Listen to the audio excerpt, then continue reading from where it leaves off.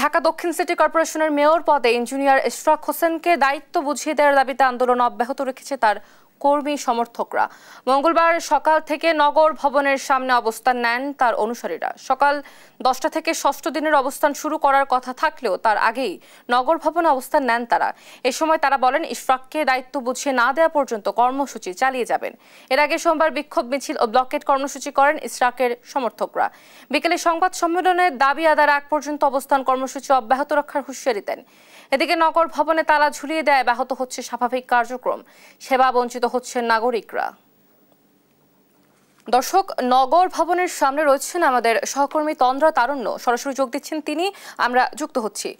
তন্দ্রা, অবস্থান কর্মসূচিতে নেতাকর্মীরা কি বলছেন, সবশেষ কি তথ্য রয়েছে আপনার কাছে, সার্বিক পরিস্থিতি কি জানাবেন?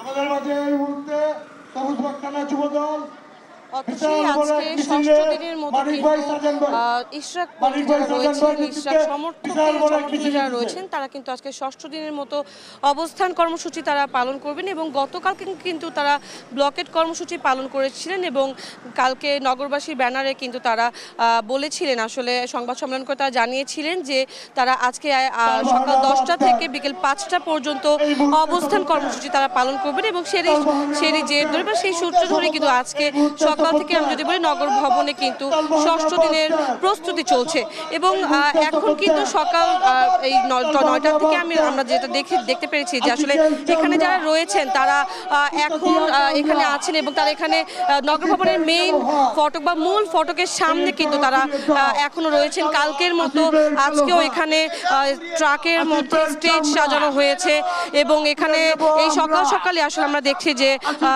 তারা ইশরাকপন্থী যারা রয়েছেন তারা কিন্তু এখানে এসেছেন এবং এখানে আমরা দেখতে পেয়েছি যে আসলে বিএনপি যারা রয়েছেন, নেতাকর্মীরা যারা রয়েছেন, যুবদলে যারা রয়েছেন এবং তারা সবাই কিন্তু এখানে ধীরে ধীরে আসা শুরু করেছে। সকাল থেকেই আমরা দেখেছি যে ছোট ছোট মিছিল করে আসলে তারা এখানে আসছেন এবং বিভিন্ন ধরনের স্লোগান তারা দিচ্ছেন এবং এখানে যদি একটু জানাই যে আমরা এখানে সকাল থেকে আসার পর থেকে দেখছি যে এখানে খুব জোরতোর করে আসলে এখানে প্রস্তুতি চলছে ষষ্ঠ দিনের এবং যেহেতু আজকে ব্লকেট কর্মসূচি নয়, অবস্থান কর্মসূচি, সেক্ষেত্রে কিন্তু আপাতত এই মুহূর্তে আমরা দেখতে পাচ্ছি যে আসলে এখান দিয়ে যান চলাচল মোটামুটি স্বাভাবিক রয়েছে। হয়তো বেলা গড়ানোর সাথে সাথে যখন এখানে আরো মানুষ পাবে তখন হয়তো এখানে যান চলাচল কিছুটা আবার কমে যাবে। আমরা একটু এক দুজনের সাথে একটু কথা বলার চেষ্টা করব।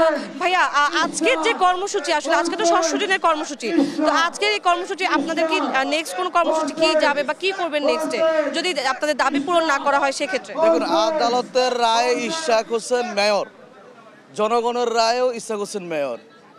নির্বাচন কমিশন ইশরাক হোসেনের গেজেট প্রকাশ করেছেন ইশরাক হোসেনের পক্ষে। তারপরেও এই সরকার ইশরাক হোসেনকে শপথ পড়াচ্ছে না। এটা একটা নব্য স্বৈরাচার আমরা মনে করি। যতদিন পর্যন্ত ইশরাক ভাই তার ন্যায্য অধিকার ফিরে না পাবে, আমরা ঢাকাবাসী এই আন্দোলন করে যাব। এই আন্দোলন রাজপথে চলমান থাকবে ইনশাল্লাহ। ধন্যবাদ।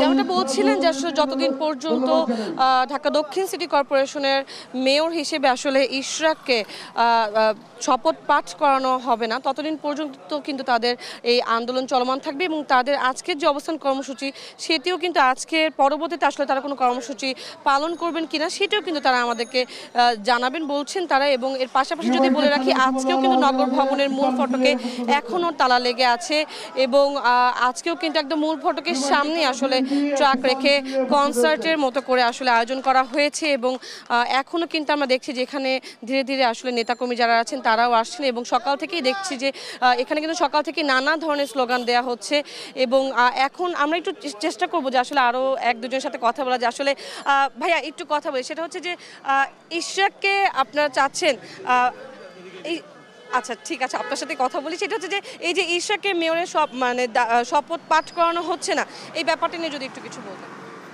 দেখেন, বাংলাদেশের যে শাসন ব্যবস্থাটা হচ্ছে নির্বাচনমুখী এবং আমাদের প্রত্যেকটা অফিসেই একটা ব্যবস্থাপনা থাকে।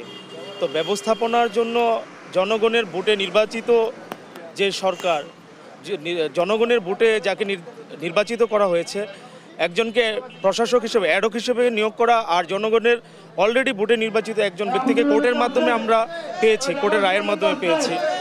এটার অর্থ বোঝা যায় যদি ইশরাক ভাইকে তার প্লেসমেন্টে না বসানো হয়, তাদের বিশেষ কোনো উদ্দেশ্যকে প্রতিফলিত করার জন্যই তারা এই রায়কে প্রলম্বিত করছে বা এই রায়েরকে বাস্তবায়নে বিঘ্ন ঘটাচ্ছে। আপনি খেয়াল করলে দেখতে পারবেন ইশরাক ভাই যখন নির্বাচনটা হয় তখন পুরো ঢাকাব্যাপী বা সারা বাংলাদেশব্যাপী একটি জিনিস আলোড়িত হয়েছে, একটি জিনিস আলোচিত হয়েছে, ইশরাক ভাই জনগণের ভোটে নির্বাচিত। সেই জায়গাতে সরকার, তৎকালীন অবৈধ সরকার ওই নির্বাচন ব্যবস্থাকে কিভাবে ম্যানিপুলেশন করেছেন তাও জানেন।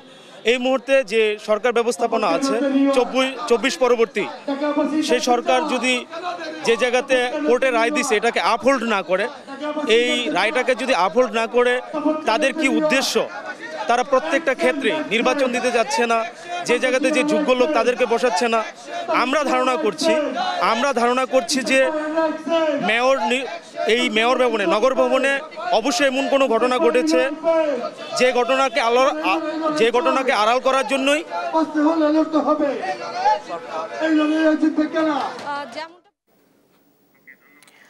তন্দ্রা, ধন্যবাদ আপনাকে। দর্শক, নগর ভবনের সামনের সর্বশেষ পরিস্থিতি জানাচ্ছিলেন আমাদের সহকর্মী তন্দ্রা তারুণ্য।